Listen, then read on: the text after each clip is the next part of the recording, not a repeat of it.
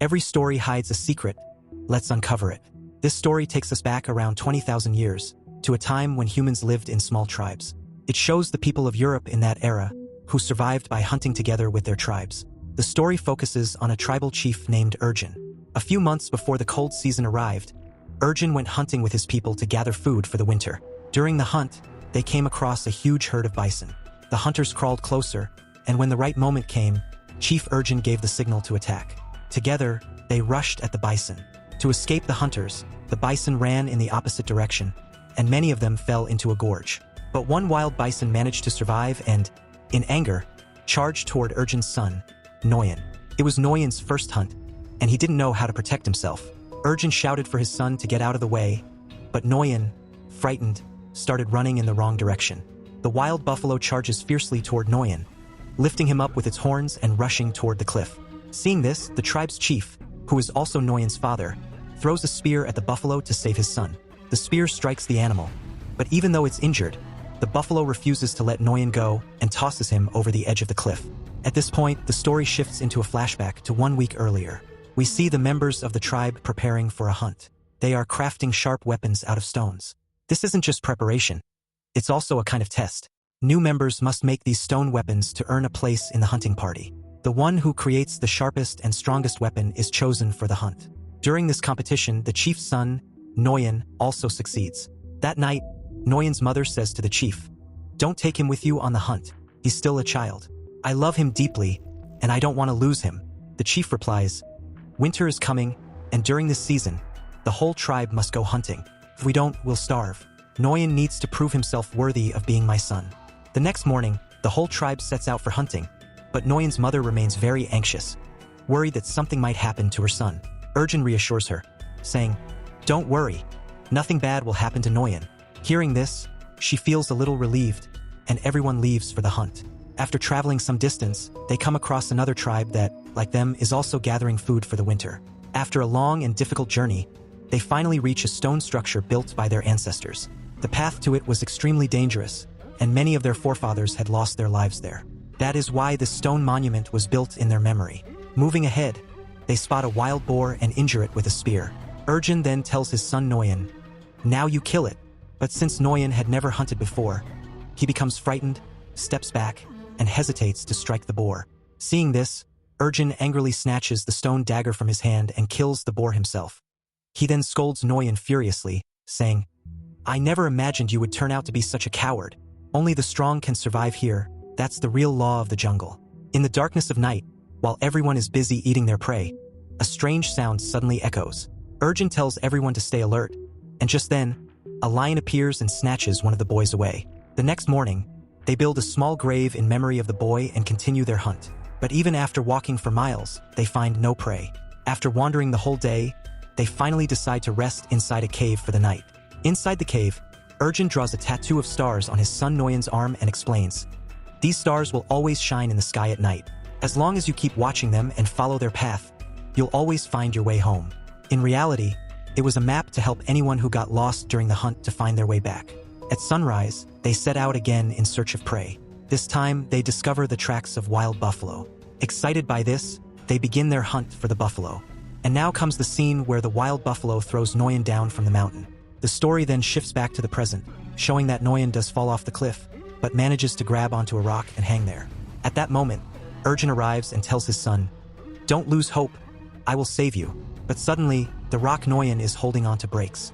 He crashes against the rocks as he falls, until he finally gets stuck on a narrow path between the cliffs. Urgen immediately tries to climb down to rescue his son, but the members of the tribe stop him. They say, "There is no way to go down there now. Your son is no longer alive. We cannot lose you too. You are the chief of our tribe, and it is your duty to take us back home safely." But Urgen refuses to listen to them. He sits by the edge of the cliff all night, calling out to his son. In the end, he comes to realize the painful truth. Now he becomes certain that his son is no longer alive. By the next morning, when his son still does not return, all his companions build a small stone memorial for him and head back to the tribe with their hunt. A little while after they leave, a vulture lands on him from above and tries to eat him. But before the bird can harm him, his eyes open. He throws the vulture aside and calls out for his father, but no one answers. He realizes that everyone has left and there is no one left to help him. He does not give up and tries to climb the rock, but cannot get very high. Below is a deep gorge, as if fate itself wants to give him another chance to survive. Soon, heavy rain begins to pour, and the gorge slowly starts turning into a river. He understands that if he wants to survive, he must jump into the gorge. When he feels the water has become deep enough to break his fall, he leaps. But the moment he hits the water, he loses consciousness. The next day, when Nguyen regains consciousness, he finds himself in a different place. He had survived the fall, but his leg bone was injured and twisted. Using some wooden sticks, he supports his broken leg so he can walk. Slowly, he makes his way to the cliff from which he had fallen. When he arrives, he sees that his tribe has built a memorial in his memory. Tears fill his eyes as he realizes that his father, Urgin, and the entire tribe truly believed he was dead. At that moment, he suddenly hears strange noises around him. Sensing danger, Nguyen quickly climbs a tree and spends the entire night on a dry branch. The next morning, while going to drink water, he spots a pack of wolves. They rush toward him and some even attack. Nguyen runs back toward the tree, but one wolf grabs his leg. He strikes it with his knife, wounding it and causing it to fall. Nguyen swiftly climbs the tree. The wolf pack waits below him all night, but as morning comes, they leave, leaving only the injured wolf behind. Nguyen first makes a spear for himself using his knife and sets out to chase the wolf. But when he is about to kill the injured wolf, he feels pity and changes his mind. Instead, he first ties a cloth around the wolf's mouth and then lifts it, carrying it to the cave where he had spent a night with his tribe. The next morning, he goes to gather herbs, grinds them, and applies them to his own leg. Meanwhile, while drinking water, he notices that the wolf has managed to untie the rope around its mouth. At first, Nguyen is startled, but he calmly goes to offer it water. The wolf hesitates, afraid, but Nguyen reassures it, saying, "I won't harm you. I want to save your life." The wolf then drinks the water. The wolf begins to understand that Nguyen is not a threat. Nguyen applies the herbs to the wolf's wounds and also gives it insects to eat, the same ones he eats himself. Gradually, a bond begins to form between them. Before evening, Nguyen manages to catch a rabbit, as he had been hungry for several hours. At night, with great effort, he lights a fire and cooks the rabbit, sharing a portion of it with the wolf. During this time, both of them get seriously injured, so they stay in the cave for a few days to recover. One night, Nguyen looks at the tattoos on his hands, which his father Urgin had given him, and gazes at the stars in the sky. He thinks, "I must go home and see my parents." Then he tells the wolf, "You should return to your home too." The next morning, he prepares to continue his journey. Nguyen says to the wolf, "Go home before the snow starts falling." He then sets off, but notices that the wolf, whom he had named Alpha, is following him. Even after traveling a long distance, Alpha does not leave him. Nguyen tries several times to chase him away, but the wolf refuses to stop. In reality, the wolf had grown attached to Nguyen because Nguyen had saved his life. At that moment, Alpha spots a prey and tries to catch it, but fails. Nguyen realized that the wolf was hungry, so he gave the food he had saved for himself to the wolf. It was the first time Alpha had eaten from his hands. From that moment, they became friends. Later, they hunted a rabbit together and shared it. At night, they sat by the fire together. The next morning, Alpha woke Nguyen by licking his face. As soon as Nguyen got up, he said, "You smell so bad," and playfully threw Alpha into the river. Both of them bathed in the river, and Alpha even caught a fish for their meal. Afterward, Nguyen continued on his journey. That night, they sat by the fire again. Suddenly, Alpha sensed something and saw more wolves approaching. He went to meet them, and it turned out they were his family. Understanding this, Alpha told Nguyen, "You should be with your family." The wolf then went to join them. The next morning, Nguyen resumed his journey. The weather had grown colder, and snow covered the land. As he walked through the snow, he noticed some wolves in the distance feeding on a dead animal. Alpha is also with them.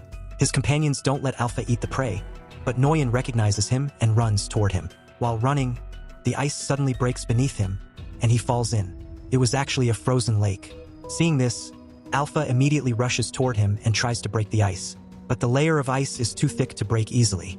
Breathing underwater becomes difficult. Then, using his knife, he manages to break the ice and climb out. The two are reunited once again. To protect himself from the cold, Nguyen quickly lights a fire and removes his clothes to warm his body. The next morning, Nguyen continues his journey with Alpha. After walking a short distance, he sees a man. At first, he feels happy, but when he gets closer, he realizes the man has died from the cold. This sight leaves Nguyen deeply saddened. After that, he enters the man's tent, but finds nothing useful inside. Then he picked up man's arrow and moves forward. At that moment, he notices hyenas approaching from behind, hunting them. Both of them run to save their lives and take shelter in a cave. They escape the hyenas, but they have unknowingly entered the home of an even more dangerous animal, a black panther. The panther attacks them, but before it can harm them, Alpha reaches it and attacks. As they fight, Nguyen sees Alpha struggling and shoots an arrow at the panther, killing it. Alpha survives but suffers several injuries during the battle. Nguyen tends to Alpha's wounds, saving his life and expressing his gratitude. He promises Alpha that he will never leave him alone again. The next morning, they resume their journey. After traveling many miles, they finally reach the tomb built by their ancestors. Seeing him, he feels immense joy and realizes that he has been on the right path all along. He is now very close to his tribe and will soon reach them. He continues his journey, but after traveling a short distance, Alpha collapses. Weak and covered in wounds, he can no longer walk. Without wasting a moment, someone lifts Alpha into their arms and starts moving toward the tribe. The blizzard is fierce, and after traveling for weeks, pressing forward becomes even harder. Yet, he does not lose courage and slowly keeps moving toward the tribe. After covering some distance, he spots his tribe from afar. At the same time, his father notices someone approaching from a distance. Seeing their home after so many days fills them with indescribable happiness. Finally, he reaches his tribe, exhausted, and collapses there. His parents rush to him, hardly able to believe that it is truly their son. They had both accepted that their son was dead, but seeing him alive filled them with immense joy. Then Nguyen turned to his father and said, "Save Alpha," before losing consciousness. A few hours later, he woke up to find himself at home. His parents and members of his tribe were sitting around him, and Alpha was lying nearby. That's when he discovered that Alpha had given birth to some pups. Nguyen was astonished. Alpha had been a wolf, and despite being pregnant, she had accompanied Nguyen through every step of the journey. Seeing this, Nguyen hugged her and silently thanked her from the bottom of his heart. Weeks passed, and Alpha's pups had grown considerably. This marked the beginning of a new era. Humans had also started forming bonds with animals.